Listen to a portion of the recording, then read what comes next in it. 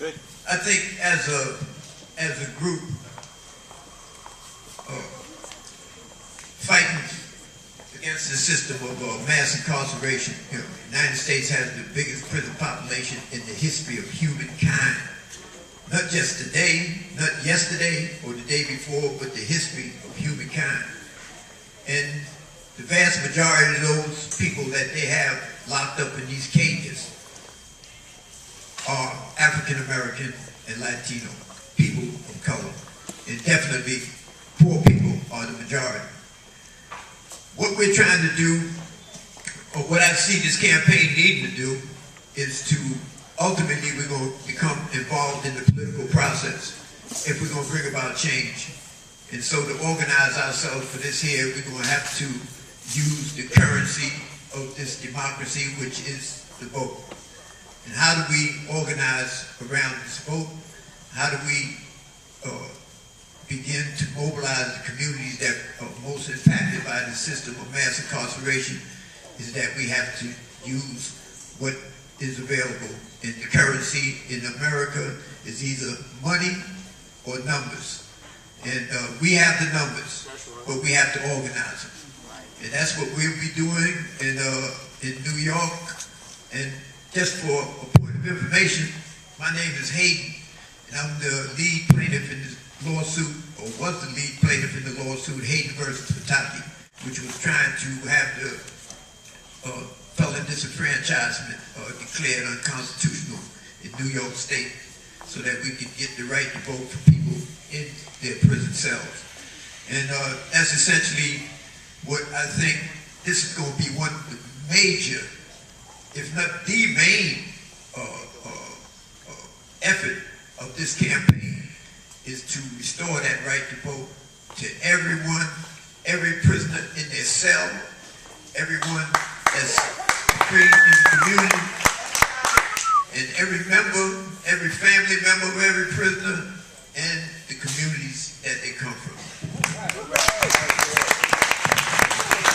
Thank you, Joseph. Joseph mentioned a key point. We do have numbers, but he also talked about money.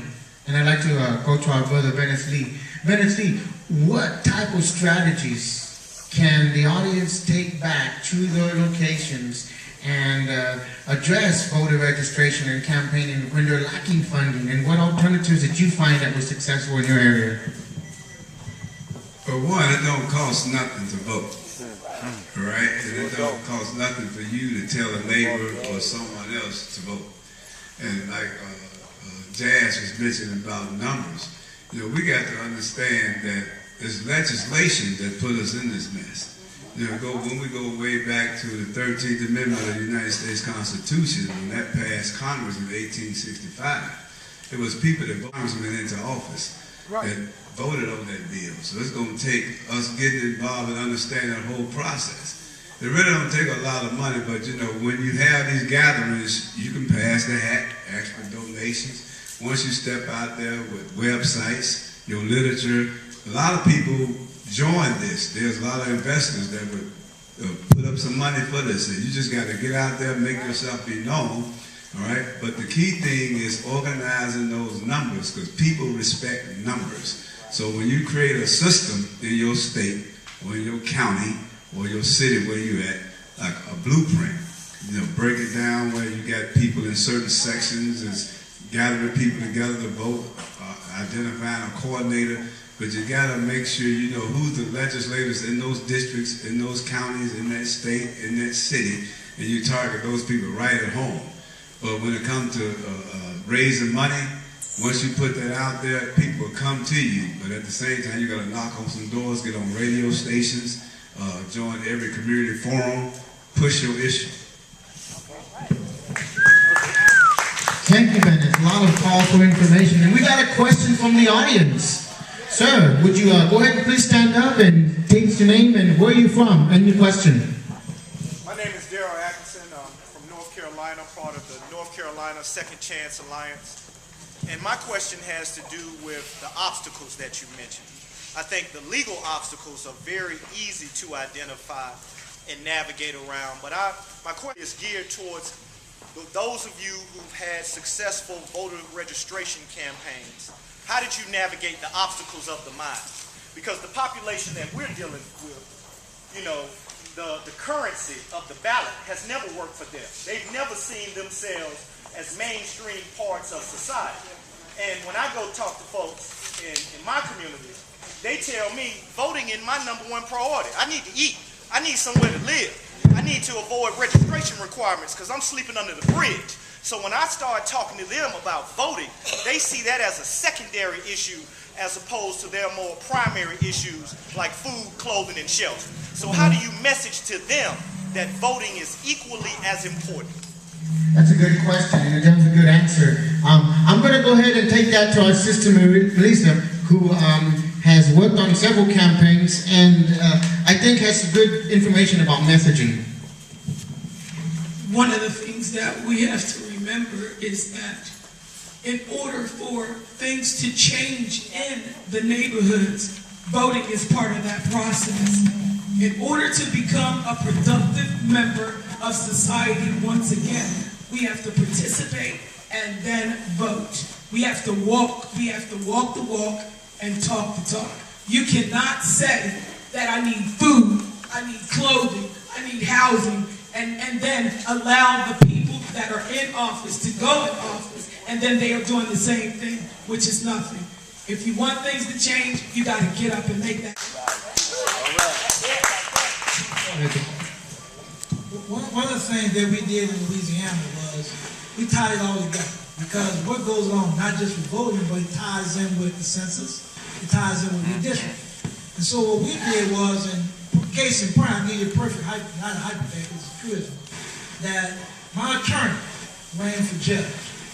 And when she ran for judge, how we kind of like the mindset was, we visited the prison, talked to those same guys in prison, and said, look, you can't vote, but I need you to activate your family member. This person running for judge is the person responsible for me being free. That resonated with them. In the primary election, she made the runoff. She was behind by 3,000 votes. In the general election, she won by 6,000 votes. That was a 9,000 vote turnaround because we got out. And so, but we got to make this linkage between not just the voting piece, why these folks count us in the census, the redistricting piece. You know, they know exactly where we at, how they carve up our neighborhoods. Well, the only way we're going to stop that is we register and vote. We have power. We just haven't been utilizing it. And I think this today is that kind of like first step in a 1,000-mile journey. We got 1 year to the election next year, and we can have an impact. The journey of 1,000 miles begins with a single footstep. We have a question in the back. Yes, sir. Hi, my name is Peter Rosenwald, and I'm from Beach, and I'm a member of FACTS, Families to Amend California's 3 Strikes, and the Gray Panthers of Long Beach. I have a couple of questions. Could someone talk about what... Sound check, where you at? Could someone talk about the need to... You just gotta hold the mic back. Yeah. There you go. Could someone talk about the need to re-register when you move, you change your name, or you want to change your party? And also, I understand that in Vermont and Maine, I believe, people in prison can vote. Could someone comment on that and maybe the road to get prisoners the right to vote while they are incarcerated? Okay, let's go ahead and take this down to Joseph. And the right to vote is determined state by state. There are 2 states in America where prisoners vote from their cells. And that's Maine and Vermont. Yeah, Kenny's holding up his hand saying 3, but those 3, that 3rd state is only for people with misdemeanors. You know, actually 2 states, prisoners are allowed from their cell. Now, these prisoners that vote from their cell in Maine and Vermont are citizens of the United States, just like all prisoners, or the vast majority of prisoners, excluding immigrants and illegals, that vote from their prison cells. In Canada, the nation that covers our whole northern border, prisoners vote from their cells. In Israel, the guy that killed the prime minister of Israel, they tried to take away his right to vote in Israel, and the Supreme Court of Israel said, no, one thing doesn't have anything to do with the other. You understand? So this man that murdered their leader had the right to vote from his cell. In Puerto Rico, they vote from their cells. You know, in the vast majority of the countries in Europe and around the world, prisoners vote from their cells. The United States is living in the Stone Age. This so-called democracy, this bastion of human rights and civil rights and all the rest of that, they are the most retarded nation on the planet when it comes to the human and civil rights of its people. Right? Now, I filed a lawsuit, as I said earlier, to restore this right to vote to prisoners in New York. New York is right next to Vermont and Maine. And we sit in our cells in New York and we can't vote, but prisoners right next door can vote. This is a major contradiction, you know? But this battle has to be fought state by state in this present context. But there's a group of people out there organizing and put together a national effort on the federal level that people, once they're released from prison, that their right to vote is automatically restored in federal elections. Amen. All right. Wayne, what can you tell us about re-registering and tracking that information and actually encouraging them to follow up on that?